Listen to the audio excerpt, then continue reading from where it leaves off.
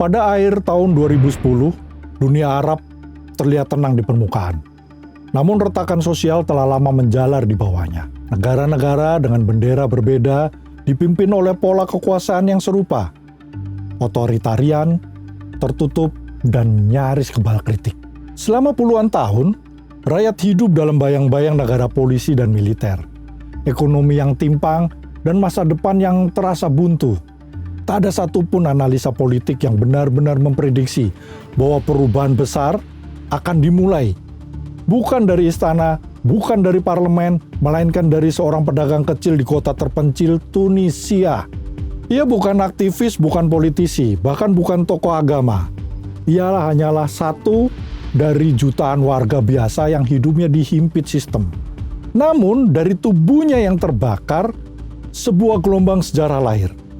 Gelombang itu kemudian dikenal sebagai Arab Spring. Sebuah rangkaian pemberontakan rakyat yang mengguncang Tunisia, Mesir, Libya, Suriah, Yaman, hingga Bahrain. Pertanyaannya bukan hanya bagaimana semua ini terjadi, tetapi mengapa satu percikan kecil mampu membakar seluruh kawasan. Dan lebih penting lagi, apakah Arab Spring benar-benar membawa kebebasan atau justru membuka pintu menuju kekacauan yang lebih dalam? Tonton terus sampai selesai.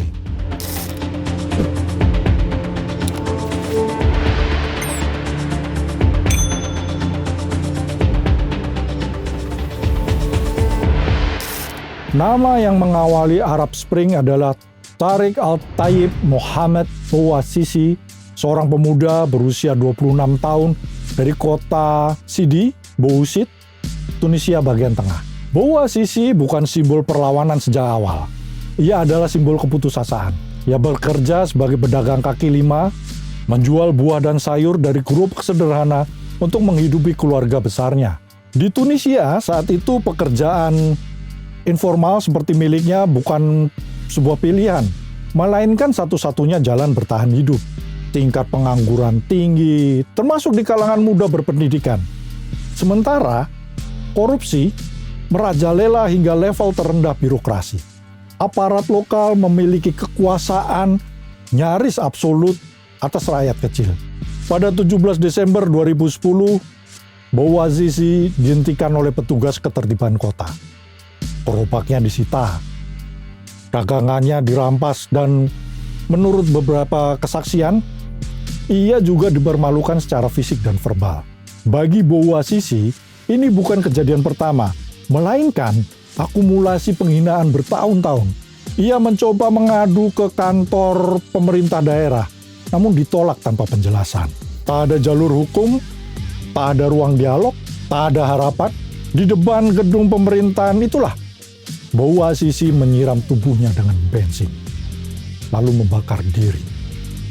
Api yang menyala bukan sekedar tindakan bunuh diri, tetapi jeritan terakhir seorang warga yang dilucuti martabatnya oleh negara.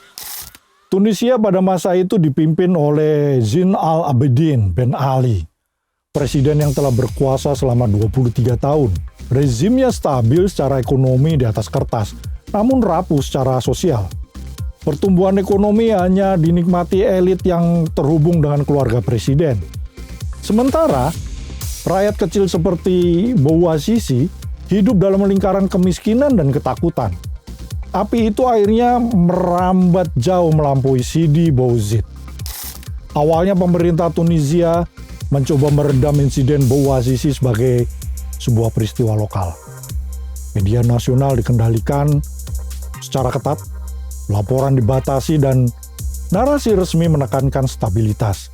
Namun di era internet dan media sosial, kontrol informasi tidak lagi mutlak. Video dan foto protes pertama di Sidi Bouzid menyebar cepat melalui Facebook dan Twitter. Rakyat melihat diri mereka sendiri dalam sosok Bouazizi.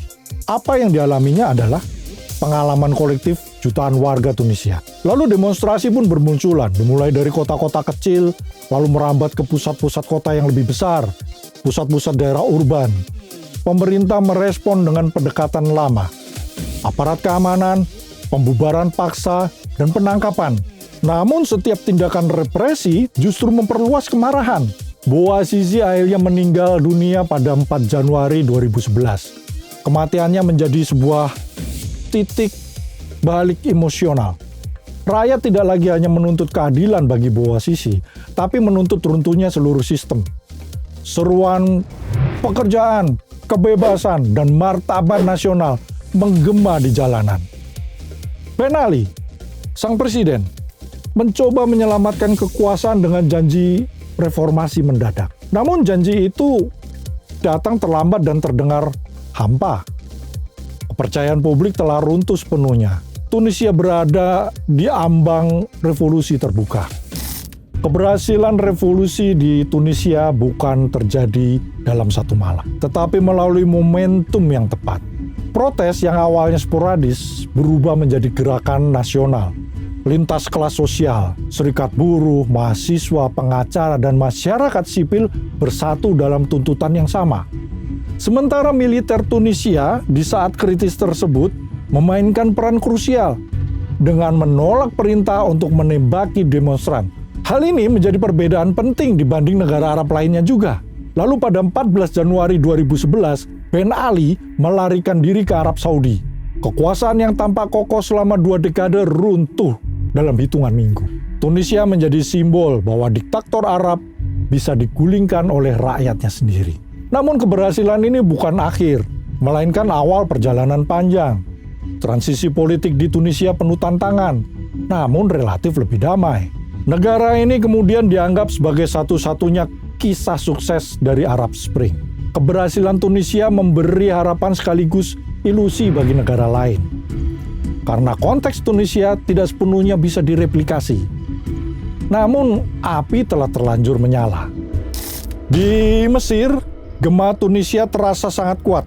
Negara ini dipimpin oleh Husni Mubarak yang telah berkuasa selama kurang lebih 30 tahun. Masalahnya serupa, korupsi, pengangguran, dan represi politik.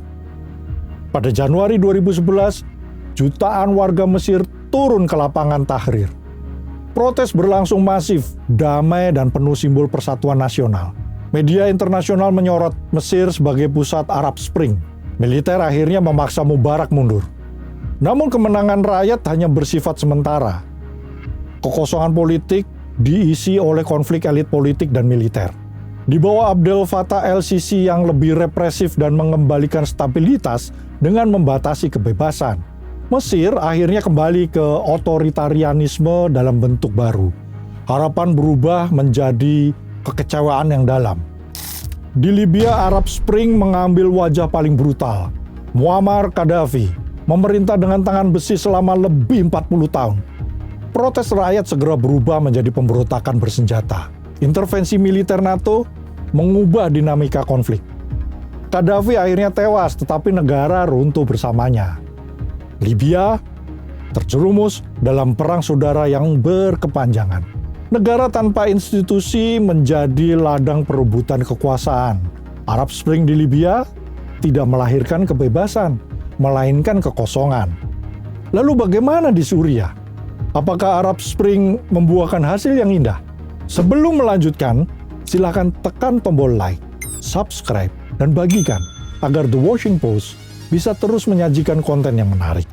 Arab Spring lahir di Suriah tidak lahir dari ekstremisme, tetapi dari tuntutan paling dasar, keadilan. Selama puluhan tahun Suriah hidup di bawah kekuasaan keluarga Assad. Dengan kontrol aparat keamanan yang ketat dan ruang politik yang hampir tertutup. Kemarahan rakyat menumpuk dalam diam. Diperparah krisis ekonomi dan kekeringan panjang yang menghantam kehidupan sehari-hari. Percikan awal muncul pada 2011 di kota Dara. Sekelompok remaja ditangkap dan disiksa karena menulis grafiti anti pemerintah. Demonstrasi damai pun pecah, menuntut reformasi dan penghentian korupsi. Namun berbeda dengan Tunisia.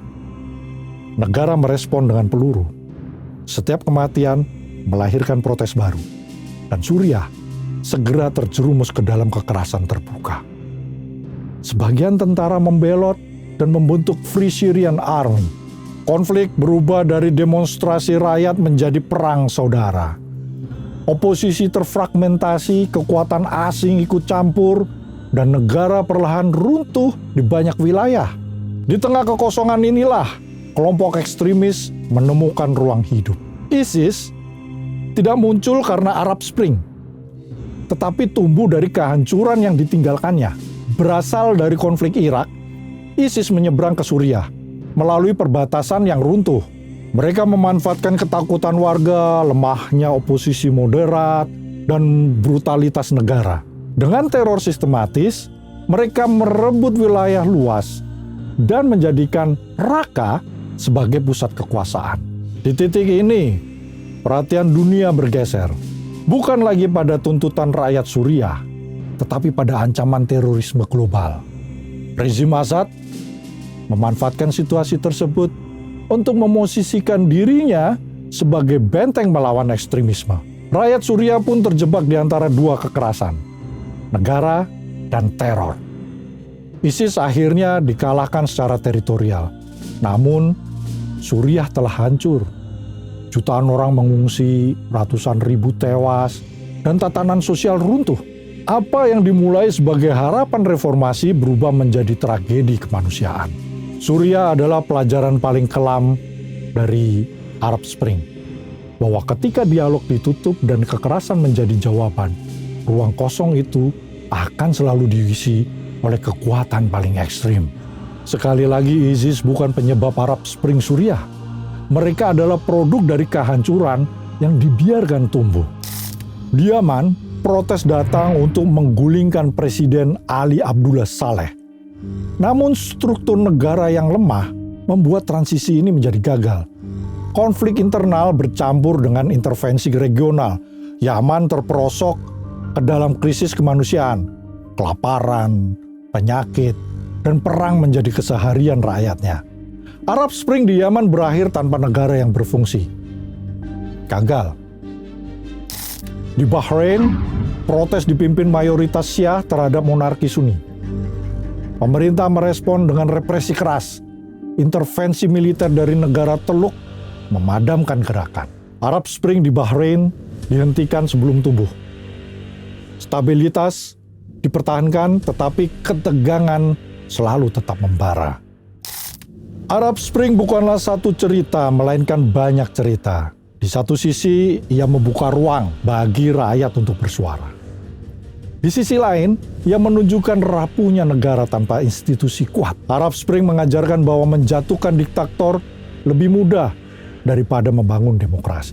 Ia bukan kegagalan total, tetapi juga bukan kemenangan mutlak. Arab Spring adalah cermin tentang ketidakadilan yang lama diabaikan, dan tentang harga mahal dari perubahan yang tidak dipersiapkan. Sampai jumpa di konten lain.